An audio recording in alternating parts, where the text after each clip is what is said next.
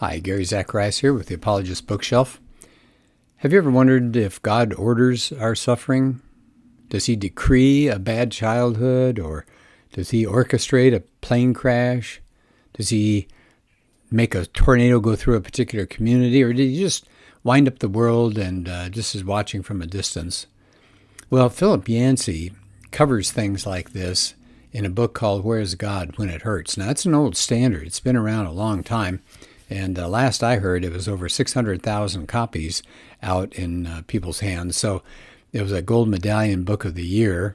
So this is a book that has touched a lot of people. And I do like Philip Yancey. I like the work that he does.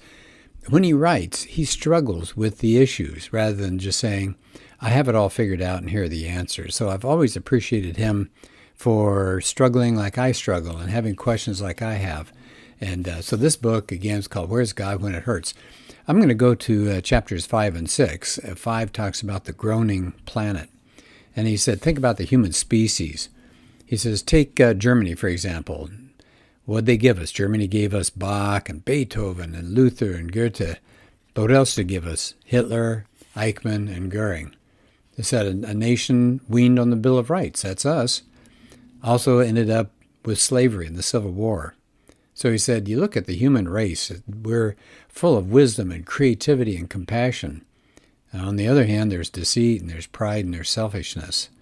And so he wants to wrestle with what he calls the problem of pain.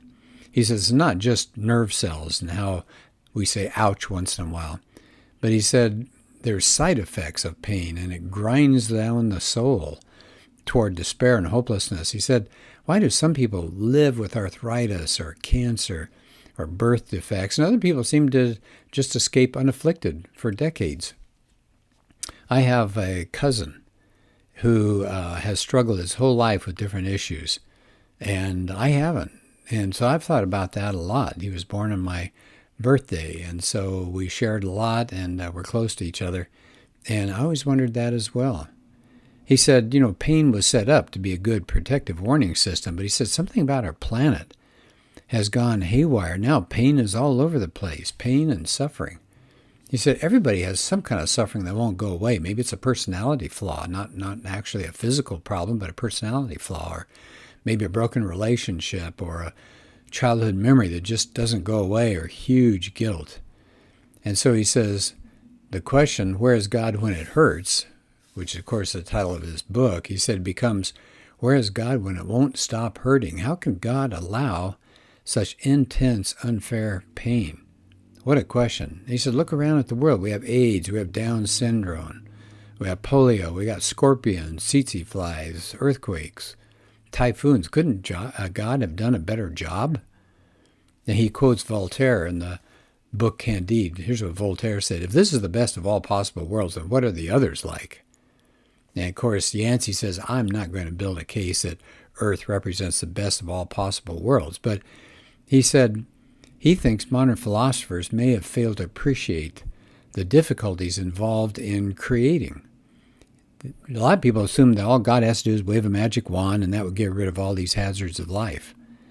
But he said, okay, what would a superior universe look like that would have less human suffering? He said, well, let's try something. He said, how about this? Why not simply do away with bacteria? Well, that won't work.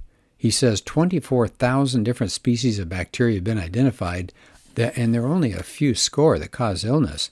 He said if you eliminated bacteria, we couldn't digest food. Well, what about typhoons? Maybe we should get rid of typhoons.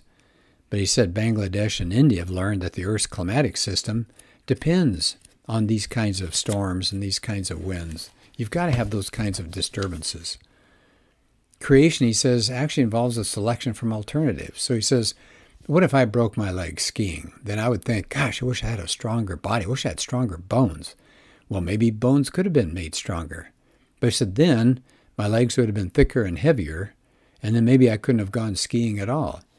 What about my fingers? If they were thicker and maybe more durable, then maybe playing the piano would be impossible. So he said, any creator would have to make difficult choices between strength and mobility, weight and volume.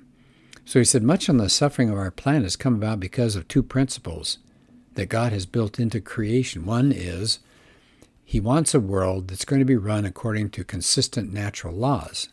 Nothing is going to, one day you'll have gravity, the next day you won't. So we have consistent natural laws and here comes the catch, human freedom. So God has built into creation those two things, consistent natural laws and human freedom.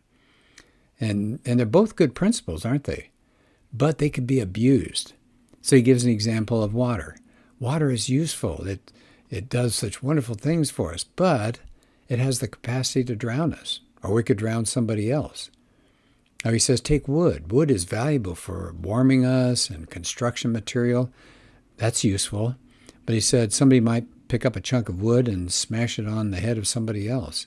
So God sets up fixed laws, sets into motion fixed laws, but they can be perverted by this freedom. God apparently honors our freedom so much. He thinks it's so valuable, he's willing to take a chance. He knows we're not going to use it well. So, is God, according to Yancey, is God somehow responsible for the suffering in this world? Well, indirectly, Yancey answers yes. You give a child a pair of ice skates, that's supposed to be for fun, but you know that child may fall. Now, that's a lot different, and I think it's a good point. Yancey says that's different than taking that kid and pushing him down so he falls on the ice. He says a world that's run according to these fixed laws and has free human beings, it's subject to abuse. Things can go wrong. Things can be twisted and misused. He said, you could argue forever about whether God could have designed our world differently. Maybe some kind of switch that you could cut off for pain, maybe a tropical storm but not a hurricane. How about one less virus or 3 less bacteria? He said nobody knows the answer to those questions. But he says, does the earth represent the best of all possible worlds? No. He talks about human freedom and what it does. He said, as a result of freedom, humans have introduced something new to our planet, a rebellion against the original design. He said man is alone in the fact that he stood up, shook his fist against God and said, I'll do what I want because I want to do it. And so we've created this huge gulf between us and our planet from God. But God gives us the freedom to do that, as terrible as it is. He says theologians use that term, the fall, for what we did in the garden. And why is it called a fall? Because the rebellion allowed evil to enter the world. It disrupted creation. And he uses a quote from Romans 8. We know that the whole creation has been groaning, as in the pains of childbirth right up to the present time. That's Romans 8:19-20. So he says, somehow pain and suffering have multiplied on this earth because of the abuse of human freedom that we have. We chose against God, and that spoiled this world. It spoiled our relationship with each other. It spoiled our relationship with God. It spoiled our connection to nature. It all got distorted. So he says, anytime you want to discuss the unfairness of suffering, we have to start with the fact that God wasn't pleased with this. This isn't what he wanted. So we're living on a groaning planet now.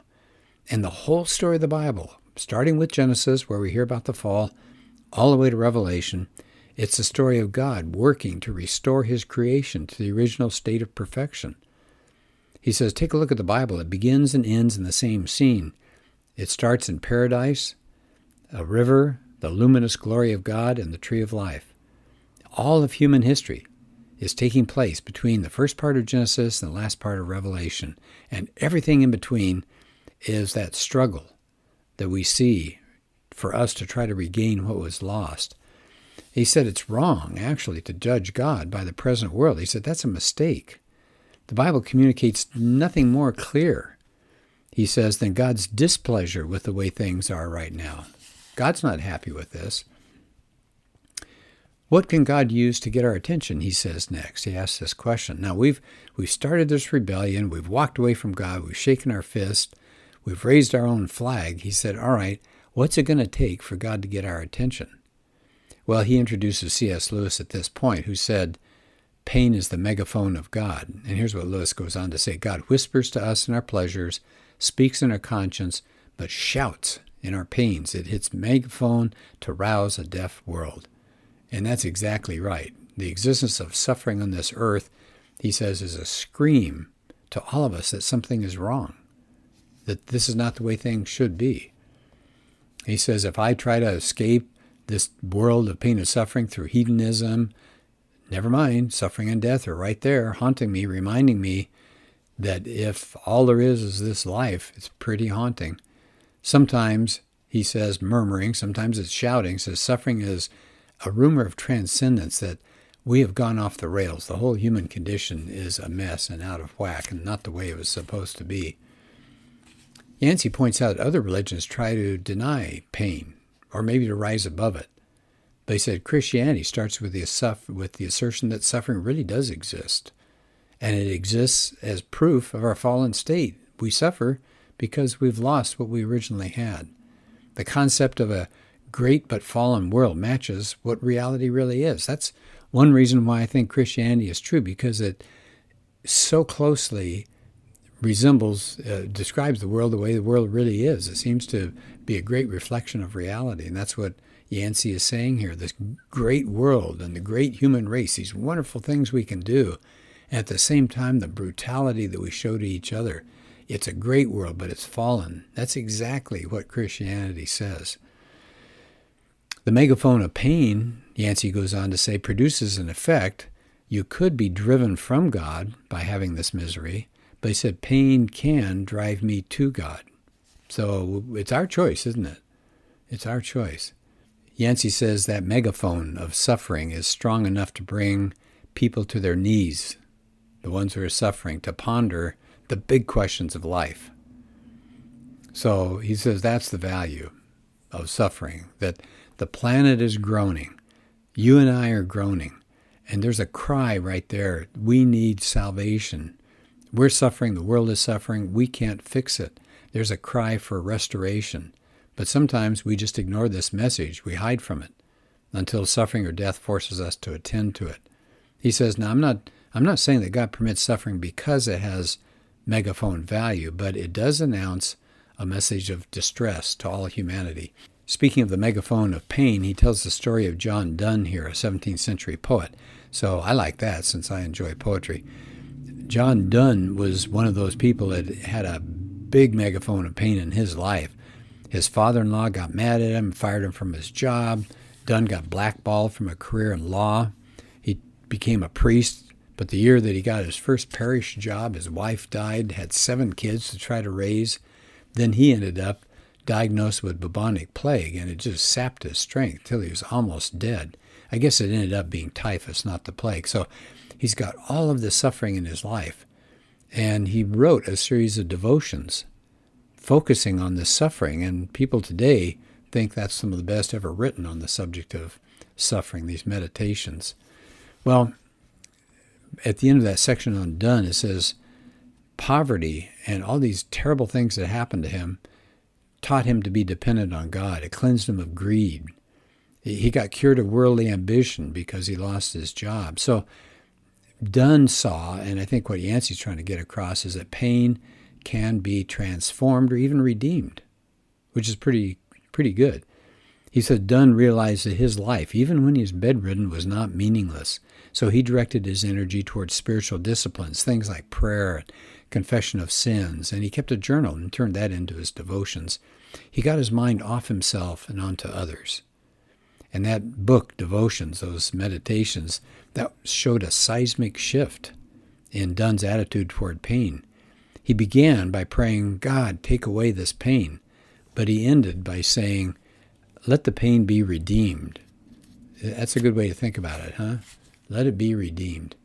Well, I think because of time, I'll stop here instead of doing chapter 6. But that's chapter 5, about the groaning planet, and some possible answers there. So I enjoy Yancey's ability to wrestle with and struggle with some of the biggest issues that we have. And I bet you could find this book at a used bookstore somewhere. There's so many copies out there. It's a good one to have, even if right now you're doing okay. We need to be prepared. It's not a question of if we're going to have pain and suffering in our life. It's going to be when. And so I would recommend this book, Where is God When It Hurts? Well, we'll do this again, and I thank you for your attention. See you later. Bye-bye.